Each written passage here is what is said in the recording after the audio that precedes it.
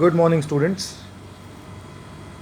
आज हम सॉल्व करने वाले हैं वर्कशीट नंबर 34 क्लास 10th की। तो ये इंग्लिश मीडियम का वीडियो है सोशल स्टडीज़ का, और आज का जो हमारा टॉपिक है वो है नेशनलिज्म इन यूरोप। तो नेशनलिज्म आपको पता ही है, नेशनलिज्म का मतलब क्या होता है। जब हम लोग अपनी कंट्री के बारे में सोचना शुरू करते हैं, ठीक है, लोग अपने देश के बारे में सोचना स्टार्ट करते हैं, तो उसको हम कहते हैं कि वो नेशनलिज्म इन यूरोप है। After 1848, nationalism in Europe moved away from its association with democracy and nationalism. Nationalist sentiments were often mobilized by conservatives for promoting state power. Though middle class Germans tried to unite the different regions of the German Confederation in 1848, it was repressed by the combined forces of monarchy and the military. From then on, Persia took on the leadership of the movement for national unification. तो वो कहता है कि 1848 में 1848 में Germany के लोगों ने इकट्ठा होकर और लड़ने की कोशिश करी उन लोगों से जो उनके ऊपर राज कर रहे थे, लेकिन वो ऐसा सही से कर नहीं पाए। और इसके बाद पर्शिया जो शहर है, पर्शिया एक केंद्र रहा, एक सेंटर रहा, जिन्होंने ये सारी की सारी एक्टिविटीज़ वहीं से ऑर्गेनाइज होती रही। तो यूनिफिकेशन ऑफ जर्मनी की बात करते हैं। यूनिफिकेशन का मतलब क्या हुआ? Unification is the leadership of Persia.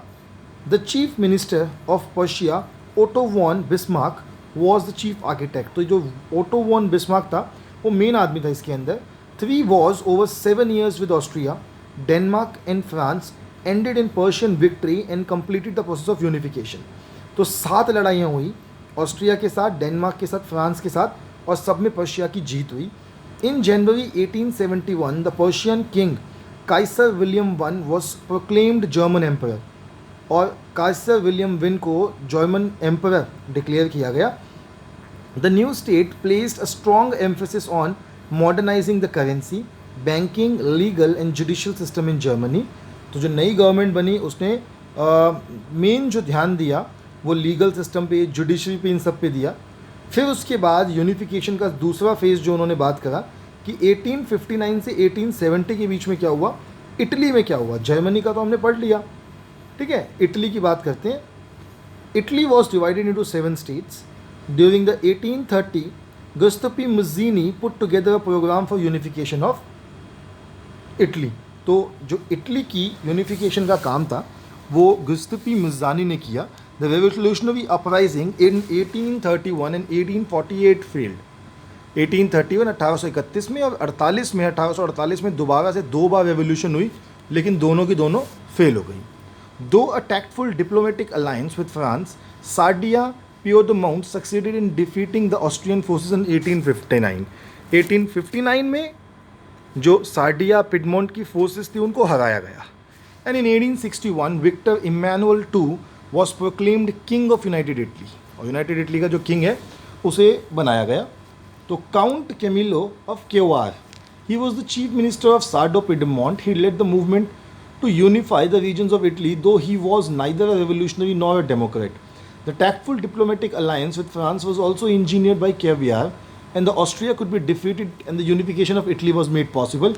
तो ये जो फोटो दी हुई है ये काउंट कैमिलो केवार की है, जिस आदमी ने पूरा का पूरा इटली यूनिफाई, इकट्ठा करने में, एकजुट करने में हेल्प करी। और दूसरे हैं गिउसेप्पे गर्दिबल्दी, गर्दिबल्दी नहीं, गारिबाल्दी। He was not a part of regular troops. He led armed volunteers for the unification of Italy. In 1860, he, along with armed volunteers, marched into South Italy and the kingdom of two Sicilies and succeeded in winning the support of local peasants in order to drive out the Spanish rulers. He handed over control of southern Italy and Sicily to King Emmanuel II, and the unification of Italy could be made possible. तो इन्होंने क्या किया था, ये south Italy में घुसे और इन्होंने साउथ इटली में घुस के जो वहाँ के जो गाँव दराज के लोग थे उनको अपने भरोसे में ले लिया। और उसके बाद पूरे के पूरे उस हिस्से का जो कंट्रोल था वो उन्होंने जो किंग इमैनुअल था सिसिली का, इटली का, उसके कंट्रोल में दिया। फाइनल यही इलाके बचे हुए थे जो कंट्रोल में नहीं आ रहे थे, और ये इलाके जब कंट्रोल में आ गए तो पूरा का पूरा इटली यूनिफाई हो गया, एक हो गया। आगे बढ़ते हैं, क्वेश्चन देखते हैं। पहला क्वेश्चन है, right a short note on unification of Italy. तो यूनिफिकेशन ऑफ इटली के अंदर पहला है, the unification of Italy has the following characteristics. पहला, Italy's unification was a long and complex process. Italy was initially divided into 7 parts. Mazzini made the first attempt to unify Italy but was unsuccessful. Sardinia Piedmont Chief Minister Kaviyar and Garibaldi played a key role in the unification of Germany. Unification of Italy was completed in 1861. Victor Emmanuel II was proclaimed the emperor. तो हमने line डाल दी, आपका पहला question यहीं पे complete हो गया। दूसरा क्वेश्चन है who became the German emperor after unification, कि यूनिफिकेशन के बाद जर्मनी का एम्परर जो राजा था वो कौन बना। तो काइसर विलियम वन ये बने जर्मनी के राजा। आगे है explain the features of the German unification. तो the unification of Germany had the following features, ये फीचर्स थे। The unification of Germany was a long and complex process. The first attempt of unification of Germany was made in 1848। 1848 में पहला attempt हुआ which was unsuccessful. The unification of Germany was completed under the leadership, और ये जो leadership थी इसकी leadership के बारे में यहाँ पे थोड़ा सा पॉइंट शायद छूट गया है, तो वो नाम आप यहाँ से लिख लेंगे, under the leadership of king Kaiser William one.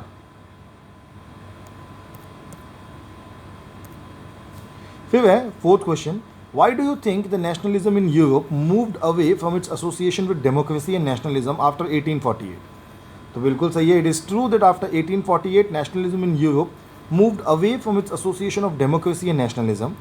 Now nationalism was replaced by radical nationalism, colonialism, and war was considered a part of nationalism, and to strengthen the nation more, emphasis was placed on dictatorship than on democracy. तो 1848 1848 के बाद ज़्यादातर लोग democracy से ज़्यादा और राजा और महाराजा इस तरीके के शासन पर ज़्यादा विश्वास रखने लगे। उन्हें लगता था कि यही उनके देश को आगे ले जाएगा। तो बच्चों हमारा आज का इंग्लिश मीडियम का ये वीडियो था, ये कंप्लीट हो गया। आपको इंग्लिश के वीडियो का इंग्लिश सब्जेक्ट के सॉल्यूशंस भी चैनल पे मिल जाएंगे। हम आपसे कल मिलेंगे कल के वीडियोस के साथ। तब तक के लिए stay healthy and stay safe.